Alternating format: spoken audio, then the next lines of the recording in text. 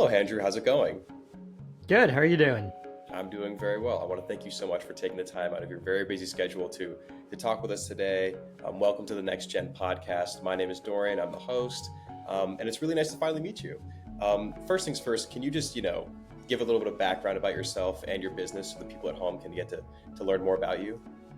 Absolutely. So I'm Andrew. I'm the founder and CEO of Gift-A-Meal, which is a cause marketing platform for restaurants.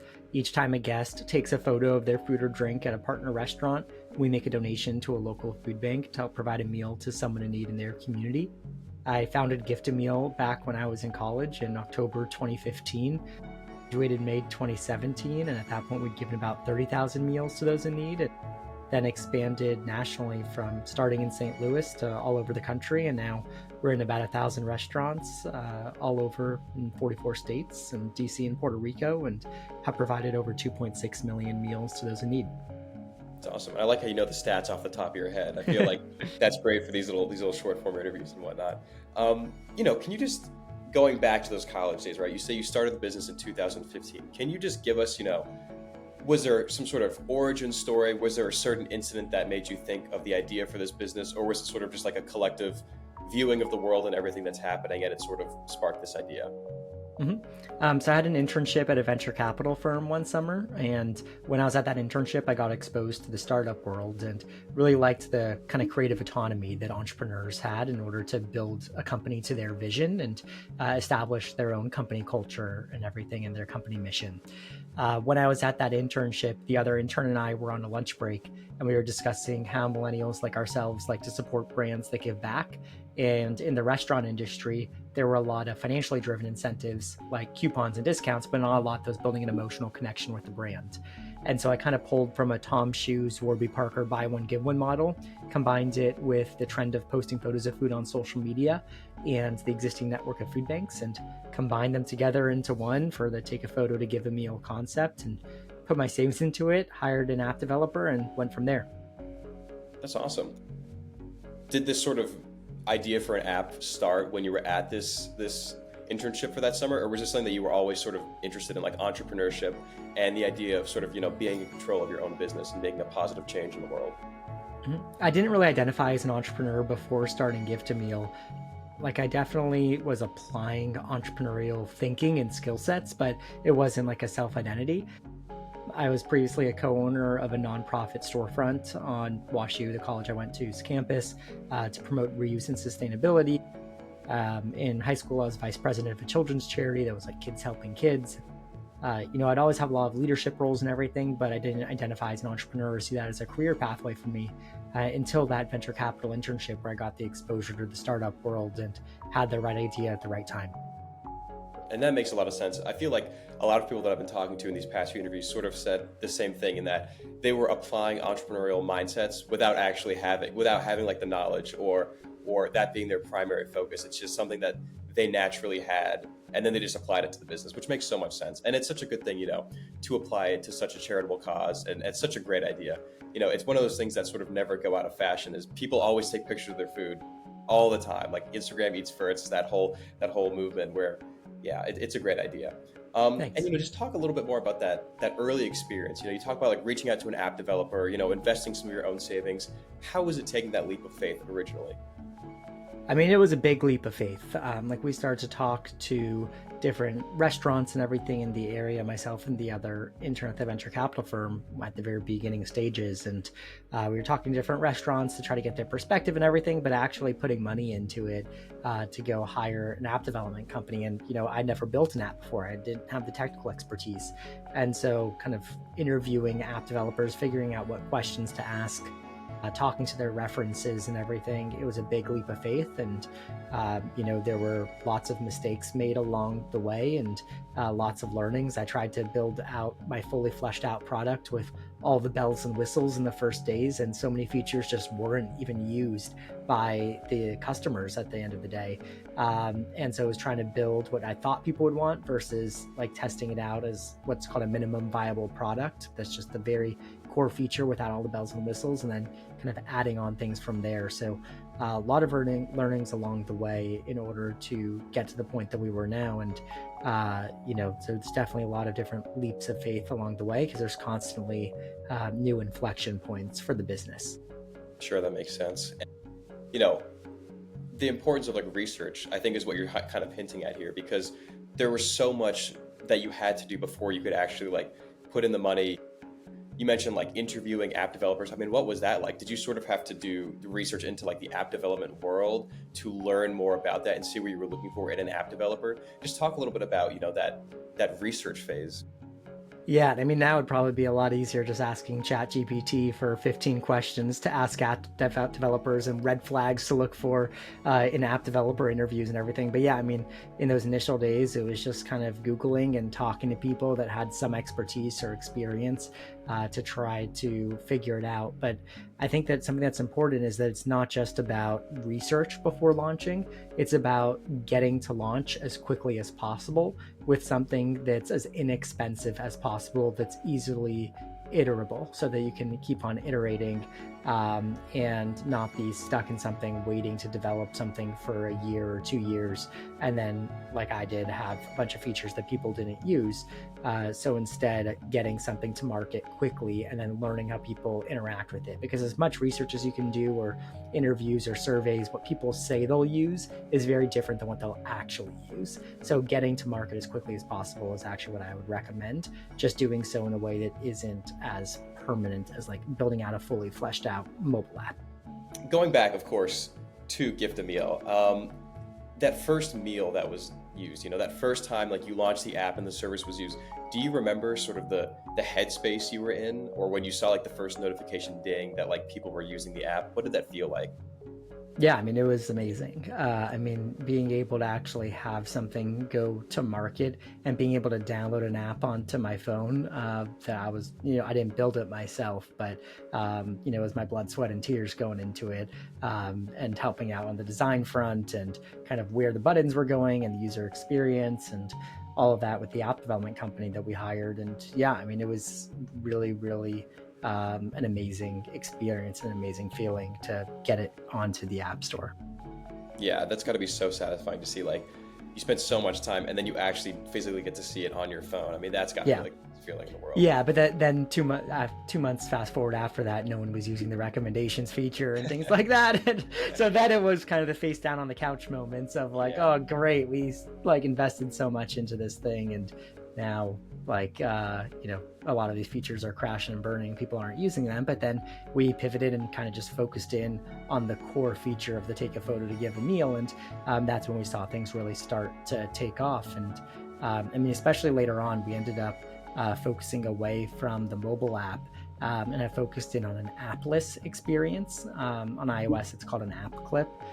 So basically, you can just scan a QR code to launch Gift a Meal on your phone with no download required. And then you can go through the whole Gift a Meal experience in 15 seconds. So rather than having had the friction of downloading an app, we could have somebody participate super quickly. And we can actually brand it in the restaurant's own brand's colors and identity. So that way it feels like a really native experience for the guest at the restaurant, and the restaurant's the one getting the credit for the program, since at the end of the day, we're funded by the restaurants as a mix of marketing and giving back. And so we want to make sure we're driving value to the restaurant. So that was definitely a game changer for us. And the technology just didn't exist at the time to do that appless version. But yeah, that's really what we rely on now. So interesting. And, expand a little bit more on, you mentioned like these certain features that weren't exactly working out for you, and, this sort of, as you described, like face on the couch moment. Just talk a little bit more about, that feeling of sort of like disappointment, like it didn't go the exact way that you wanted, which I feel like just happens in so many early entrepreneurial cases. But, taking that and learning from it and how you adjusted and course corrected to making the app what it is today. Yeah, I think there've just been 5 times in our company's history where we had one month of funding left in the bank account, and it was either close a sale, get in another investor, win a pitch competition, get a grant, find a way to cut costs in order to keep the company alive. And so there's definitely a lot of those different types of moments. And as an entrepreneur, you have to have a walkaway point at each stage of the business to hold yourself accountable to make sure that it's worth it. Because as an entrepreneur, you take a discounted salary, you're investing so much into the business, and So making sure that you have that level of self-accountability. And so at all those different inflection points of the business, whether it's, when some of those initial features weren't working, or, when we hit the COVID pandemic and restaurants were literally shut down, there's all these different points where we had to figure out, okay, do we think that we can make it through this? What's the best way to make it through this? And what's our approach going to be, and what are our contingency plans? And so there's a lot of those different moments. And at the end of the day, it was just kind of staying scrappy, like a startup, and just trying to find our own way through that was true to our values and our mission. Yeah, and I really appreciate, just, it's not easy to talk about, of course, like looking back on it, it's like, oh, look at all these crazy moments we had, but in the moment, it's a terrible feeling, it's scary, it's a definitely anxiety driving feeling, but I really appreciate just, you and any other person that's come on the show to sort of talk about that, because it's something that needs to be talked about, as like the reality of like possible entrepreneurship is like failure, or having to course correct, or things not working out the way that you exactly want it in the first place. But it's definitely fun to hear, where it came from, and sort of like the humble beginnings, and how much course correction it took to get where it is today, which is like such a great and amazing app. And speaking of sort of this sort of countrywide sensation that you have now, can you talk about this translation from like a hometown or more of like a local app into it being like a sort of like countrywide thing? I'm sure like the first few iterations of it were like focused with like restaurants around Wash U, or like restaurants around wherever you were local at the time.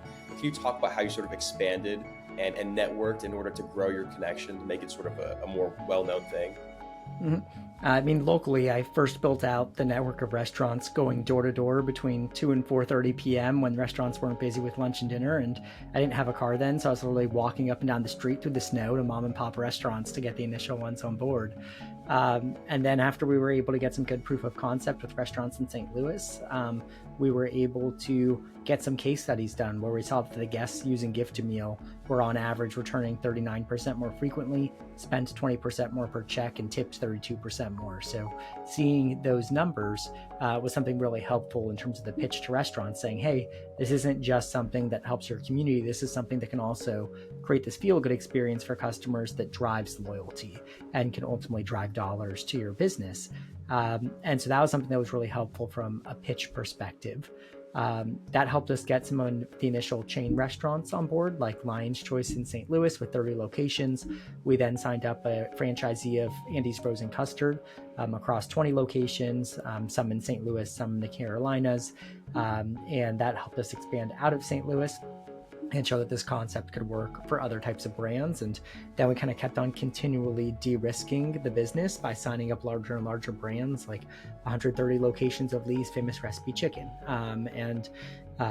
That really helped us to expand more nationally. And I started to go to some of these national restaurant conferences. I'm speaking at one next week. It's actually kind of funny, similar to the name of the podcast and everything. It's the NXT GEN Restaurant Summit. And some speaking on data-driven marketing there. And so going to these conferences, whether as a speaker or as an attendee, in order to network with these chief marketing officers or VP marketing of chain restaurants to get in the door with them in a way that I can't just over email or LinkedIn. So it's all about just kind of figuring out how we can get in the door with those chain restaurants, prove value to them, and then get referrals and share that story with others. Yeah, that's awesome. And I love that sort of part that you mentioned at the end, where it's like something you can't do over LinkedIn or emails. I feel like that personal connection is something that is so important in the entrepreneurial world, and it's sort of hard to discuss or like really get the opportunity to do unless you just get out of the door and just like do it. It's from what everyone said, it's just the most important thing. It's just like the people skills and being able to like actually connect like at the lowest level, because the app that you developed is such a personal app with, it has to do with like people and like restaurants and the connection to food. It's such a personal connection. And I feel like just being tapped into like that emotional, like human level is just so important, but it's nothing you can like learn from a textbook. It's just about actual execution and doing it. And as you mentioned earlier, with the features not working out correctly, I feel like with a lot of people who have apps and things of that nature, like that have these broad ranging features at first, that's sort of not to be expected, but definitely a possible outcome that's more likely than not. But what were some of the more unexpected changes or surprises that you took into business that, even throughout all your research, you just could not have prepared yourself for, and it just kind of totally came out of left field? Yeah, it's a good question. Trying to think. I mean, I think that what we really found that was also a game changer for us in usage was just the in-store point of purchase materials for restaurants. So whether it's a table tent or table sticker or getting the QR code on the menu, that was really important in terms of driving customers to use Gift-A-Meal, and having it not necessarily be the app user, but that quick 15-second experience from the QR code, that we didn't need to build up that giant user base in order to sign up a new restaurant in a new territory. That we could sign up a restaurant in a place that we have 0 Gift-A-Meal users. They put up some table tents and they immediately get value from the program by creating that feel-good experience for guests when they scan and take a photo to give a meal, and then we give an extra meal for each social platform they share on, since then they're promoting the restaurant to friends, and so then those customers are promoting the restaurant to their social networks in the area too. So we could give value right away, regardless of geography. Whereas initially, I thought we might need to do more of a market by market approach. That's so cool. And it's like, that's just something that, the QR codes on menus and like the table stickers, that's something that like really didn't start popping up until, around COVID times, if I can recall correctly. It's not something that I really recall. So I feel like just staying on top of would you say that like staying on top of the market and just sort of staying in tune with all of these like things that happen in the restaurant world, but also in the digital world are important? Yeah, 100%. And I think it's just looking to see how you can tap into the latest technology and the latest trends. I mean, one thing we've talked about too is the potential of launching Gift-A-Meal via just like a tap to launch for different promo materials, but the technology we just don't think is quite there yet for it to be a reliable experience. But there's a lot of cool ways that you could look to have different levels of customer engagement and launch that quick interaction, and so that's always something we're looking into. That is really cool. And how do you like stay on top of these sort of things? I mean, I feel like there's so many things happening at so many different points, and with the restaurant business, it's so personal, and there's so many restaurants. How do you sort of try and keep on top of this crazy world and like just keep up to date? Yeah, I mean, I go to about 8 to 10 restaurant conferences per year. So that's where there's all these different food technology vendors and everything that are building loyalty programs, point of sale, mobile app, guest feedback, back of house, front of house technology for restaurants. And so talking with these other founders and CEOs and employees of these companies is something really important to see how Gift-A-Meal's technology can play well with them, so that way in the restaurant's tech stack, Gift-A-Meal can fit right in. And then just from a general tech perspective, I mean, I rely heavily on my CTO. He's been around with us since 2018. So originally we outsourced all of our development to an outsourced app development company, and it got us to a certain point, but then we brought the tech all in-house. And so our CTO is definitely really good at staying on top of the trends, and he's the leader of that side of the business for sure.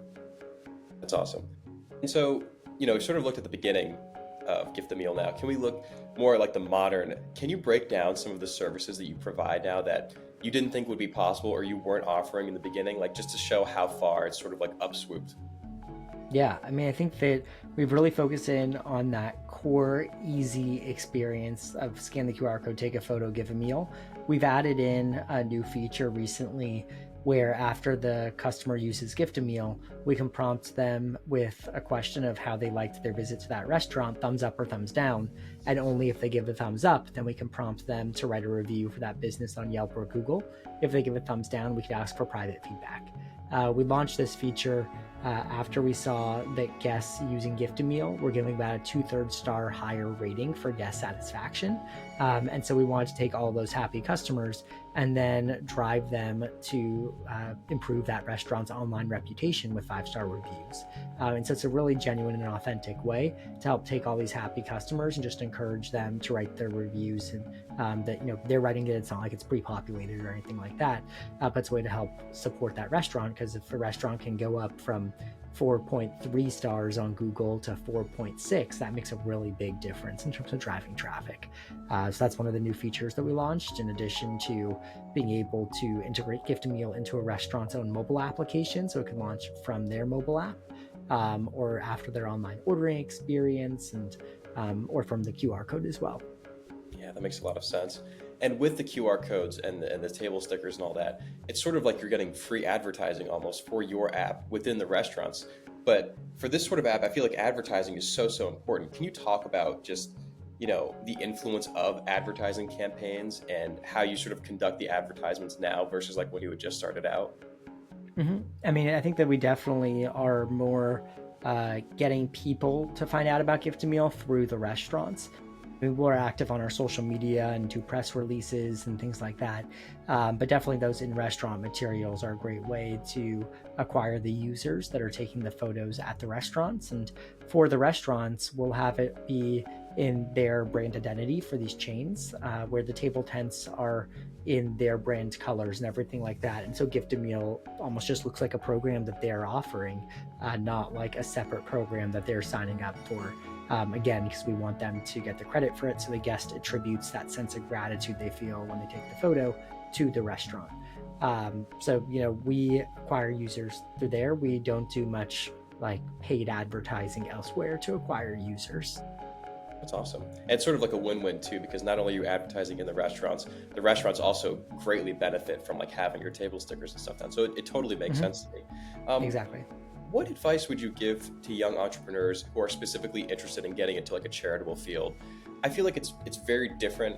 We don't often have people on the podcast that have like strictly charitable entrepreneurial organizations. It's more of like here's a physical product and then we're going to give it away and then the money comes back. And that makes sense to a lot of people. I think when people think of entrepreneurs, that's pretty much what it is. But can you talk a little bit about, just having to get funding, sort of starting from like paying out of your own pocket, just like how did you start as a young entrepreneur in this field specifically? And I think there's a full spectrum of businesses, from structuring something as a pure nonprofit that relies on donations to a legal structure of a nonprofit that has a revenue stream to fund it, to a for-profit company that is mission-based and has the cause at its core, like Gift a Meal, to a for-profit that gives like 1% back to a cause, to a for-profit that just like has corporate social responsibility of like sustainable practices, to a standard for-profit company that really isn't doing too much but offers a product or service. And so you can create any type of those different types of businesses or organizations. With Gift a Meal, I was a really big believer in the profits with a purpose business model and doing well by doing good, and that those incentives could align really well together. And so for entrepreneurs that are interested in doing a social venture, I would just make sure that those incentives are aligned so that as you're growing, you're able to make a larger social impact, and the social impact is going to grow the business side as well. So, it's great if you want to do something positive for a community or a certain cause, but just making sure that's aligned with the business goals too, in those early days in order to have it really fuel things.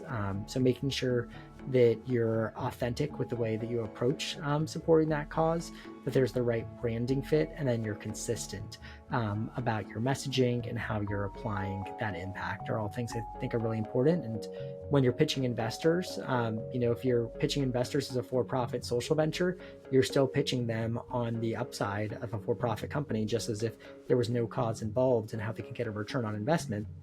The difference is that, maybe that the investors will be more likely to invest because they see the floor of potential of the startup to be, at the very least, it's helping to support this cause, because they know some startups fail, like a good percentage of startups fail.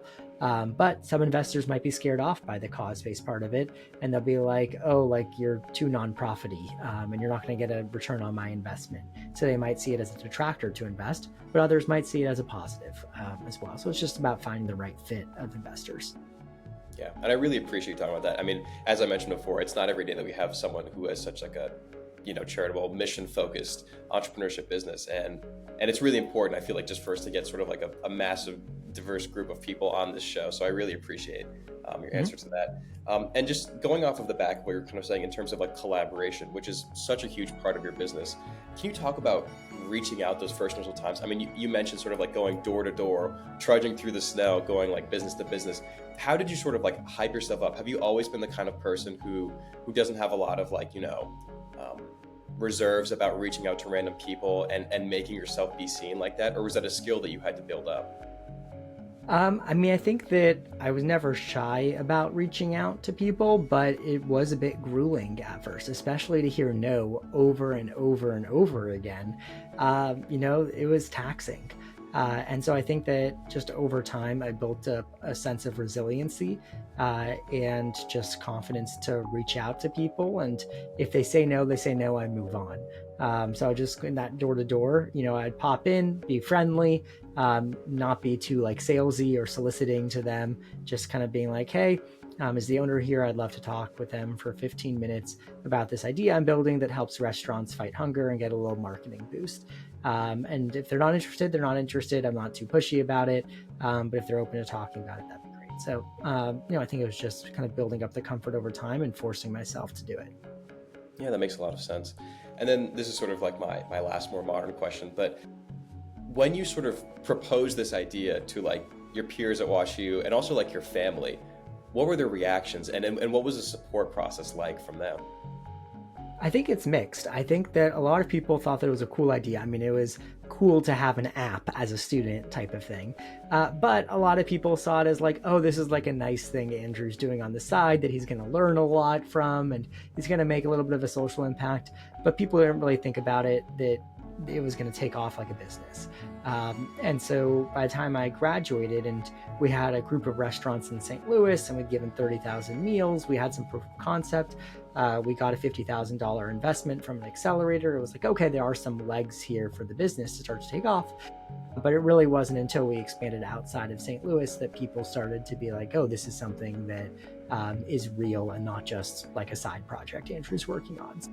Friends and family can be supportive and everything, but now it's like people look back and they're like, oh, like, this is something that works. The idea makes so much sense. It's so simple. Why didn't I think of that type of thing? But at the time, people are, just like, oh, this is something that's nice, but is there actually like a business here that is going to be able to grow? But everyone was very supportive of me. But I think it was just, there was always that little bit of skepticism as to the ceiling that it could reach.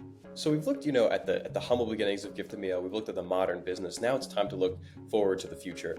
Where do you see Gift a Meal in the next, 5, 10, however many years? Yeah, 10 years is a long time. I'll be on the other side of 40 by then.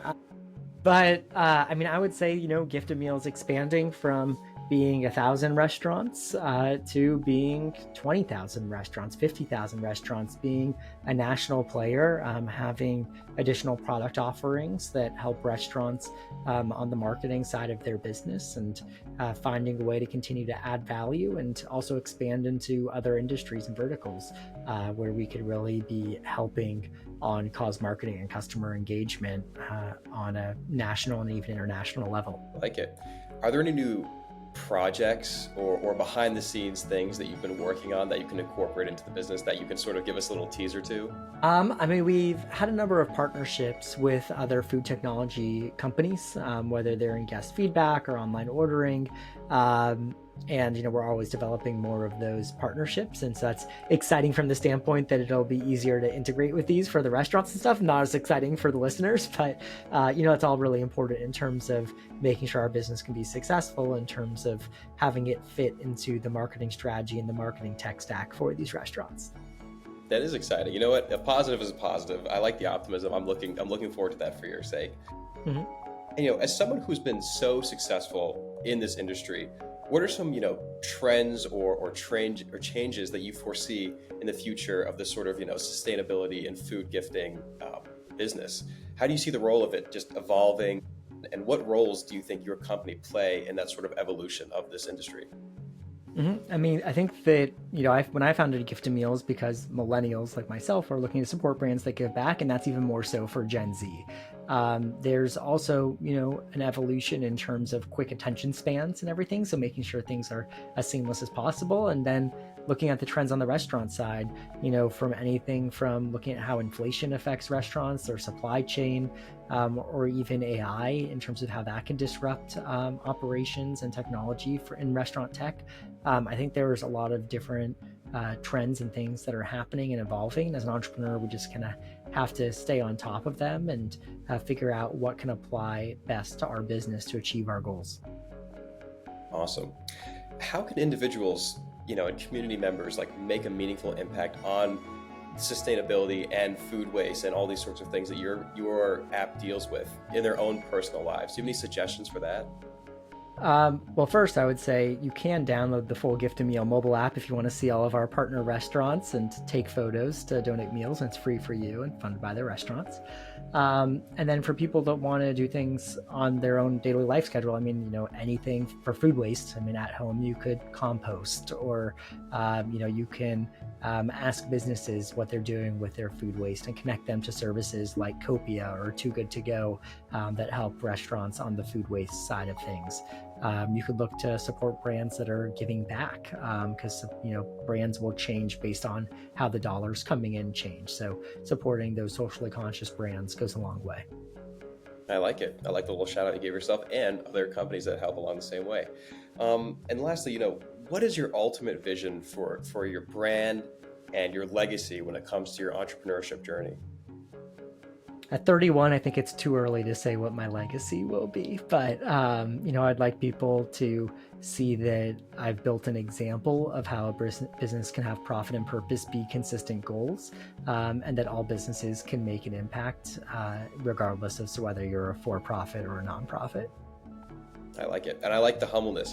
We've already accomplished so much, but I still like the humbleness of not being able to foresee your legacy just yet. And then this is my fun last question is, do you have any funny stories regarding the business? Any time where you just look back and you're like, man, I messed up big time, or just a funny thing that happened during the early stages of the development? Trying to think. There've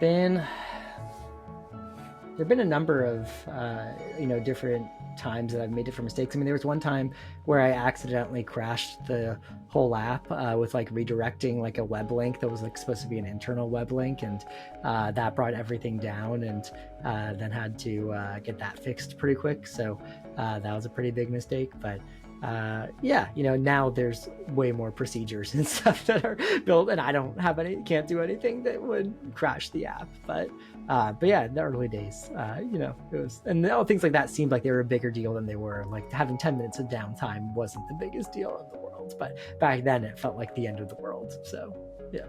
And now they have all these protocols because you messed up one time. The Andrew protocols is what they call There you go. And lastly, what is your all-time favorite moment from your career thus far? My all-time favorite moment from my career, I would say it was when we reached our 1 millionth meal donated. That was a really big milestone, something personally validating, and it's really easy to get lost in the number of meals that are donated, but thinking about that as individual people that are each receiving a meal because of Gift a Meal was something that was really powerful and really set in and hit me that I built something that makes a big impact, and in the day-to-day I can kind of lose sight of that and just kind of get lost in the numbers of it, or lost in growth numbers, and always wanting more. And so stepping back and reaching those milestones was something that was really big for 1 million, and then also for 2 million, 2.5 million, and now we're at 2.6 million. So here's to reaching 3 million soon. So awesome. Is there sort of a projection when 3 million could become plausible, or is it just sort of random with the seasons? It depends how many of your listeners are going to take photos on Gift a Meal. So we'll have to see. But we're aiming for by the end of 2025. That's awesome. That's so cool. And it's interesting you say, not to get too caught up in the numbers, but it's clearly a very important thing. You memorize all these numbers, you have them off the top of your head, you mentioned them at the beginning of the interview. So I think it's definitely something that it's very human, we see these, it's not attainable, but it's a huge number, 1 million. And then 2 million, and now we're 2.5, and 2.6. I mean, it's really something where it's it must be just so gratifying and so satisfying to just see that number and know that you directly contributed to that many meals. And it's so incredible, really. It's words can't really say just how much your impact has definitely made on so many people's lives. But that's pretty much all I have question-wise for you today. Do you want to do any quick shout-outs or tell us where we can download the app or find more of your amazing projects and products? Yeah, this was a fun conversation, so thanks for having me on. So everybody can find Gift a Meal on the App Store for iOS or Play Store for Android. Just search Gift a Meal, and you can download the app for free. You can also check out our website at giftameal.com.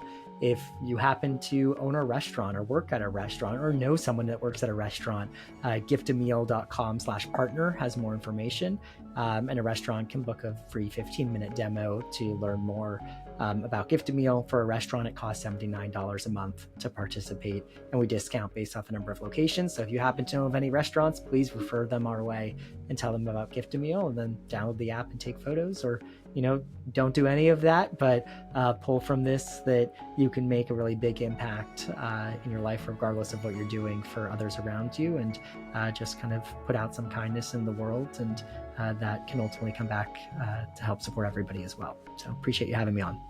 Awesome. Well, thank you so much again, Andrew, for taking the time to talk with us today. Thank you, everyone, for listening to the Next Gen Podcast. I really appreciate just how thoughtful and original your answers are. I love your business. I love the product. I hope you have a great rest of the year and continued success in the business.